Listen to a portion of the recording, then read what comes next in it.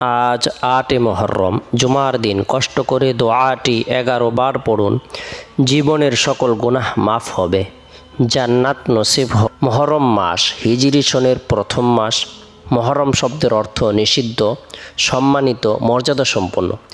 হিজরি সনের প্রথম মাস হিসেবে মুহররম মাসের গুরুত্ব তাৎপর্য অনেক বেশি। মুহররম মাসে আল্লাহ তাআলা বিশেষ নিয়ামত প্রদান করেছেন এবং বিভিন্ন নবী রাসূলদেরকে সম্মানিত করেছেন, মর্যাদা প্রদান করেছেন। মুহররম মাস এটি আল্লাহ তাআলার মাস। যেদিন থেকে আল্লাহ তাআলা আসমান জমিন সৃষ্টি করেছেন, লৌহ কলম সৃষ্টি করেছেন, পাহাড় পর্বত সৃষ্টি করেছেন, চন্দ্র সূর্য সৃষ্টি করেছেন, সেদিন থেকে মাস গণনার ক্ষেত্রে আল্লাহ তাআলা 12টি মাস নির্ধারণ করে রেখেছেন, নির্ধারণ করে দিয়েছেন। এর মধ্যে থেকে 4টি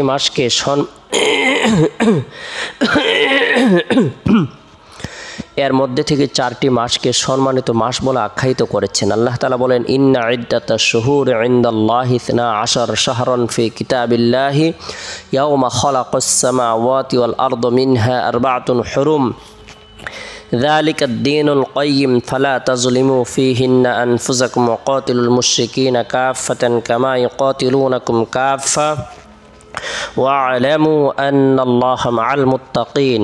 নিশ্চয় আল্লাহর বিধান ও গণনার মাস 12টি, আসমান সমূহ পৃথিবী সৃষ্টির দিন থেকেই।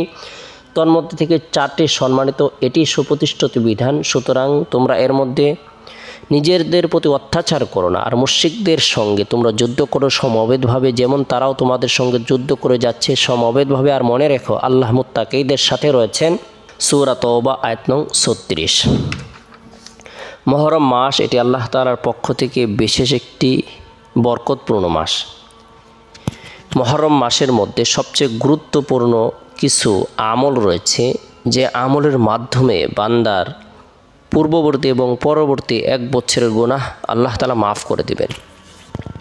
রাসূলুল্লাহ সাল্লাল্লাহু আলাইহি সাল্লাম ইরশাদ করেন, সিয়ামু ইয়াউমি আশুরা ইন্নী আহতাসিবু আলাল্লাহি আন ইউকাফফিরা সানাতাল্লাতী ক্বাবলাহু ওয়া সানাতাল্লাতী বা'দা। আমি আল্লাহ তাআলার দরবারে আশা রাখি যে মুহররম মাসের 10 তারিখে যে ব্যক্তি রোজা রাখবে, আশুরা রোজা রাখবে, আল্লাহ তাআলা তার পূর্ববর্তী ও পরবর্তী বছরের গুনাহ মাফ করে দেবেন। সুবহানাল্লাহ। তাই মুহররম মাসের 10 তারিখে আমরা প্রত্যেকেই নফল রোজা রাখার জন্য চেষ্টা করব এবং কি পরিবার পরিজনদের জন্য ভালো খাবারের জন্য ব্যবস্থাপনা করার জন্য চেষ্টা করব। মুহররম মাসটি আল্লাহ তাআলার কাছে এত পছন্দনীয় এবং বরকতপূর্ণ। বিভিন্ন নবী রাসূলদেরকে আল্লাহ পাক রব্বুল আলামিন সম্মান প্রদান করেছেন। বিশুদ্ধ বর্ণনা মতে 10 মুহররম আশুরার দিন হযরত আদম আলাইহিস সালামের তওবা কবুল করা হয়েছে। আশুরার দিন হযরত নূহ আলাইহিস সালামের নৌকা মহাপ্লাবন শেষে জুদি পাহাড়ে এসে আটকে যায়। এদিনে হযরত নূহ আলাইহিস সালামের নৌকা মহাপ্লাবন শেষে জুদি পাহাড়ে এসে আটকে যায়।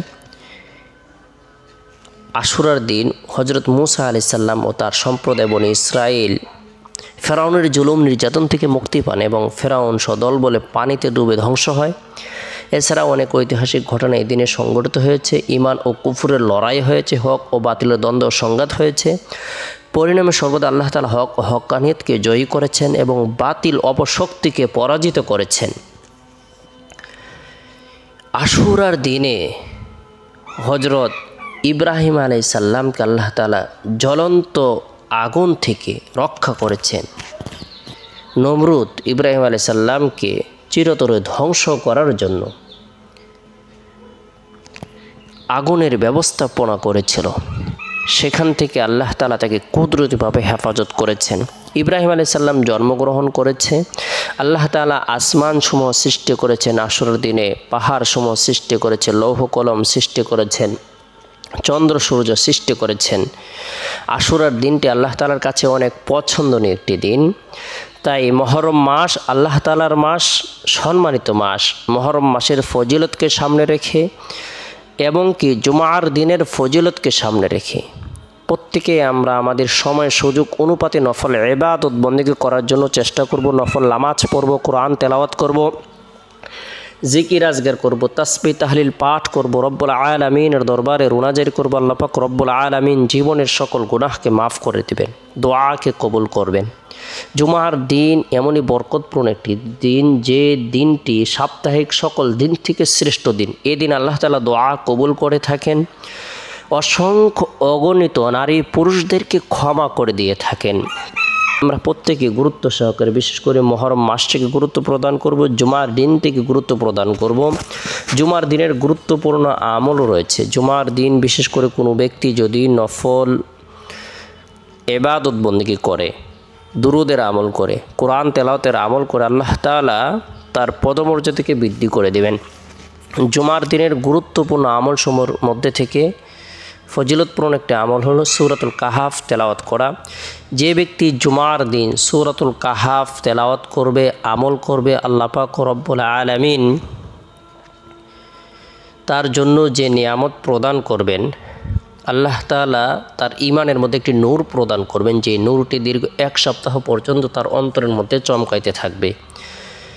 জুমার দিন যে ব্যক্তি সূরাতুল কাহাফ আমল করবে, আল্লাহ পাক রব্বুল আলামিন তাকে দাজ্জালের ভয়াবহ ফিতনা থেকে নিরাপত্তা দান করবে। যে ব্যক্তি জুমার দিন সূরাতুল কাহাফ আমল করবে, আল্লাহ পাক রব্বুল আলামিন তার জন্য 70,000 ফেরেশতা নিযুক্ত করে দিবেন। এই 70,000 ফেরেশতা দীর্ঘ 1 সপ্তাহ পর্যন্ত তার জন্য মাগফিরাত কামনা করতে থাকবে। জুমার দিন ফজরের নামাজের পর থেকে নিয়ে জুমার নামাজের আগ পর্যন্ত যে সময় রয়েছে, এই সময়ের মধ্যে আমরা সূরাতুল কাহাফ আমল করার জন্য, তেলাওয়াত করার জন্য চেষ্টা করব।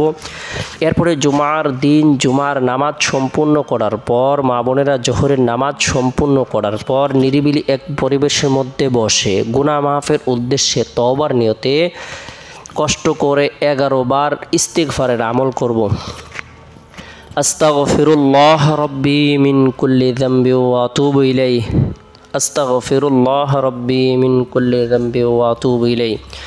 এরপরে 11 বার এই দোয়াটি আমরা আমল করব। রব্বানা ফাগফির লানা যুনুবানা ওয়া কাফির আন্না সাইয়্যাতিনা ওয়া তাওয়াফানা মাআল আবরার। রব্বানা ফাগফির লানা যুনুবানা ওয়া কাফির আন্না সাইয়্যাতিনা ওয়া তাওয়াফানা মাআল আবরার।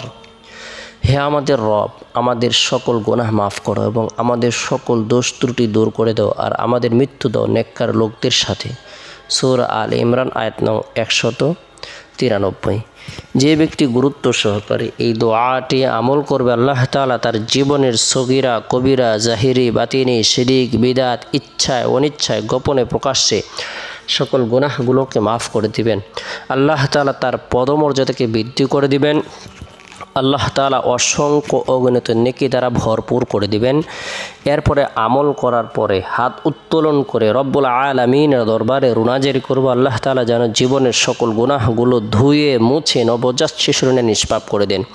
এরপরে জুমার দিন আসরের নামাজ সম্পূর্ণ করার পর নবী সাল্লাল্লাহু আলাইহি সাল্লামের প্রতি মহব্বত রেখে, ভালোবাসা রেখে দুরুদের আমল করব। আল্লাহুম্মা সাল্লি আলা মুহাম্মাদিন নবিয়্যিল উম্মি ওয়া আলা আলিহি ওয়া সাল্লিম তাসলিমা।